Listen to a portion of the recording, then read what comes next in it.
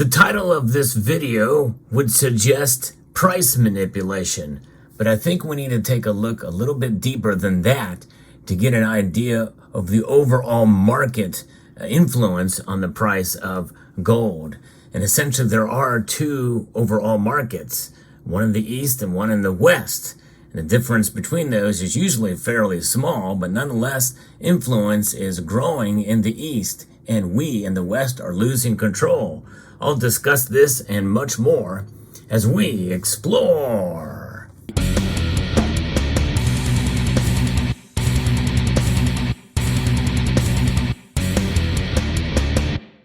I'm going to be referencing a great piece by Jan Nieuwenhuis that discusses how the West is losing control over the gold price, and we're seeing a change unfolding in the global gold market. The East has been essentially driving up the gold price, which is why many times we don't see gold react, especially in the New York markets, like we think it should. It seems like it's mostly related to what's been happening since 2022 and into the first months of 2023.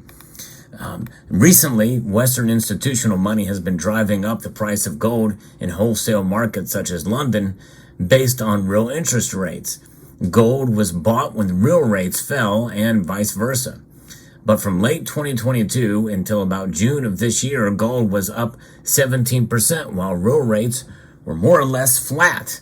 The Western institutions were net sellers, and that's interesting to find out. Of course, the United States is not selling any of its gold, at least officially.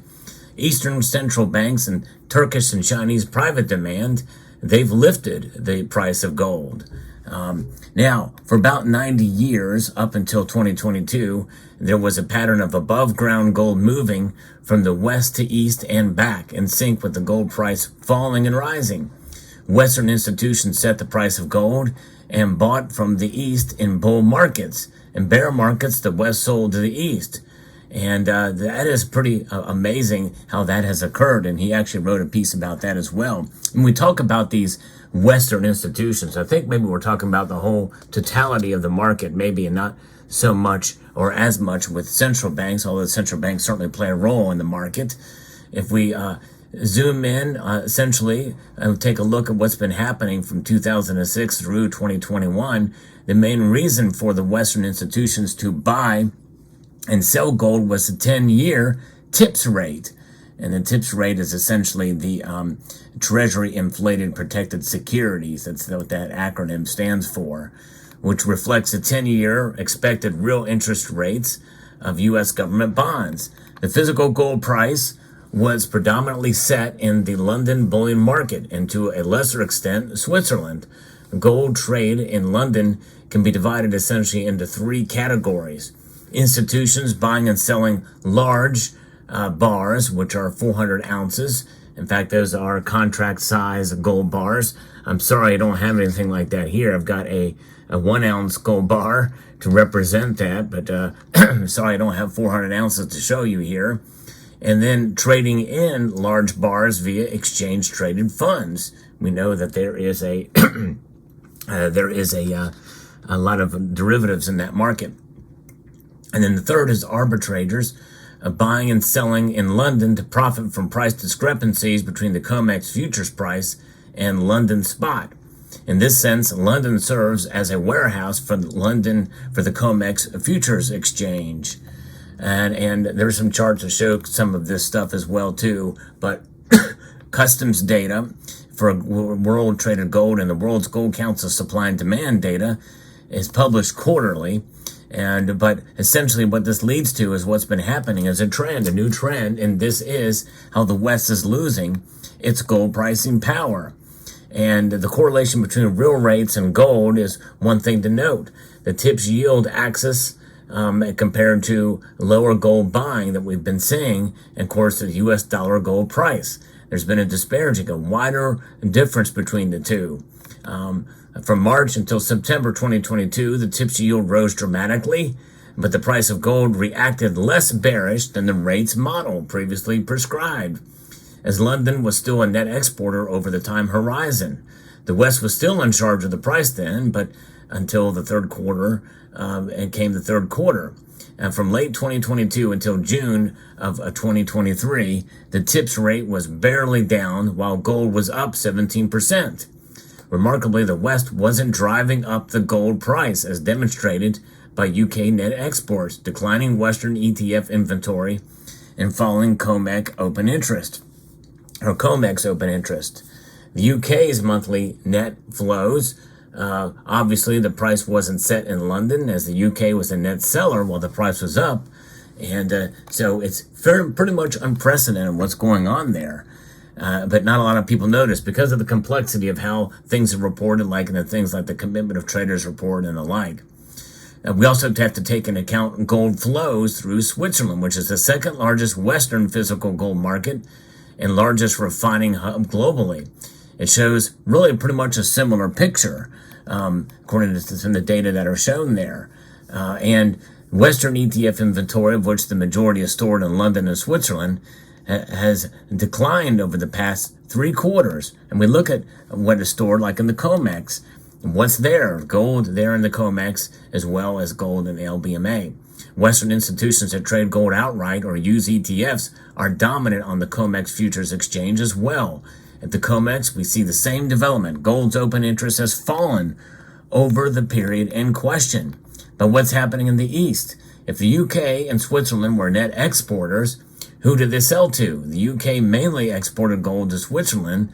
So to answer this question, you can look and find out which countries Switzerland exported to and check if these countries didn't sell the metal. The Swiss Customs Department lets users track the flow of goods per continent. Apparently, Switzerland has a huge net exporter to Asia when the gold price went up.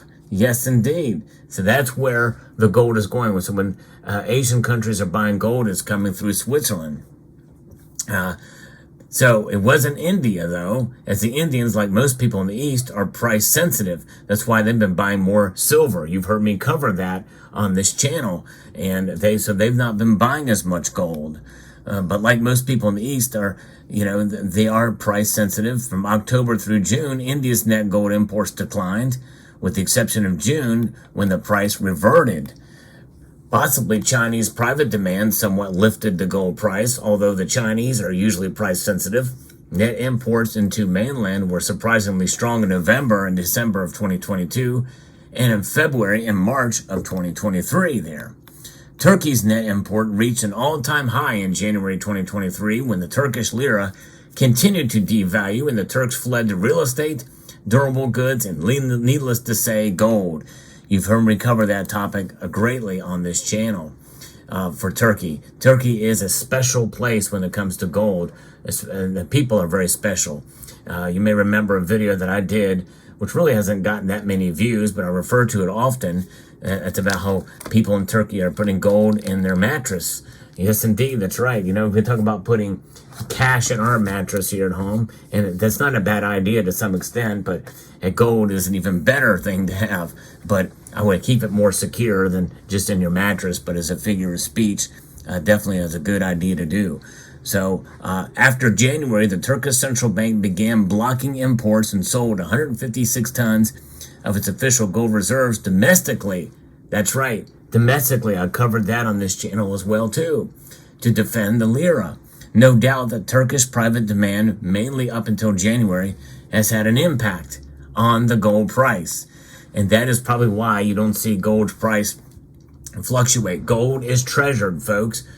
Silver is consumed and gold is treasured. So silver being consumed means that it's flowing like a commodity, whereas gold is trading in large part as a hedge, as a store of value, a way to protect. And of course, we here in the United States, we used to have gold as part of our monetary system, such as you see here with this gold coin. The St. Gaudens, considered one of the most beautiful gold coins out there in the world today. And this is a piece of history, which is why these, for a while, I have been stacking them. Not quite as much anymore. The premiums have gone up on them again.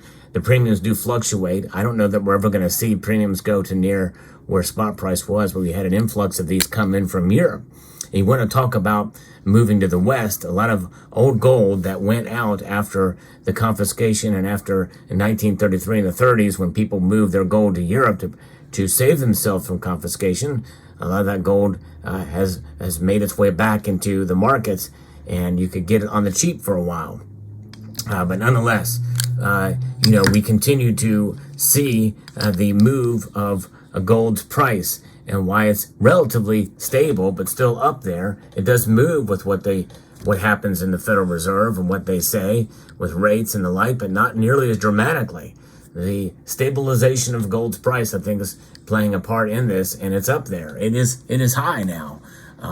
Again, flirting with all-time highs within a couple $100 anyway. A proper indicator of a trend reversal is a net flows to Eastern trading hub Hong Kong. Normally, Hong Kong would be a net importer when the price declines. Recently, however, Hong Kong was a net importer when the price was up. Possibly central banks are buying in Hong Kong, monetize the gold locally, and repatriate the metal outside of the scope of public customs data. And by the way, some of those could be actual coins in central banks. I think they do actually store coins in central bank vaults. So it's pretty fascinating. Gold owned by central banks, which is known as monetary gold, is exempt from being reported in customs data. The tonnage recently net imported by Hong Kong may not be very impressive, but they could be a sign of a larger development. If central banks are buying in Hong Kong, they can be buying anywhere. And we've seen the stories that I've discussed and other channels have discussed ad nauseum about central banks buying gold in 2022 and 2023. Major suspects are non-Western central bank secretly buying gold, as dollar assets have become riskier to hold since U.S. seized Russia's official dollar reserves in 2022. These central banks have an incentive not to make public rushing into gold, or the price would spike excessively, giving them less bang for the buck. That is quite a revealing detail that Mr. Neuenhaus is talking about here. That is eye-opening indeed. Probably worthy of another video to discuss. So let me read that again, because this is something else. These central banks have an incentive not to make public rushing into gold, or the price would spike excessively, giving them less bang for the buck. So it is essentially, they are wanting to essentially keep the price down by not talking about what they're getting, what they're buying. Every quarter, the World Gold Council publishes an estimate based on field research by Metals Focus that reflects how much they think central banks have bought. Since the Ukraine war, these quarterly estimates are much higher than what central banks in aggregate report to the IMF. Most likely, that covert central bank purchases have boosted the price. And we know if anybody's going to be doing that, it's going to be China. I've talked about that before as well in another video. The most logical explanation for gold's recent behavior is a combination of surreptitious buying by central banks from emerging markets and strong private demand in Turkey and China. It's possible that the World Gold Council's estimates of covert central bank buying are too low, given these estimates were falling during the price spike end of 2022 and 2023. So it's fascinating. And central bank buying is likely to stay strong despite what we may hear in the future because of the reasons we just talked about. What a fascinating thing again. We're losing control of gold's price. Either way, even if they try to keep it a secret, there's only so much that they can do because there's only so much gold in the world. Covert purchases, estimated, compared to official purchases. Pretty remarkable, and the covert are a lot higher. Let me know what your thoughts are in the comments section of this video below, and I'd like to extend a multitude of gratitude to each and every one of you for taking the time to watch, and encourage you to please rate, share, comment, and subscribe.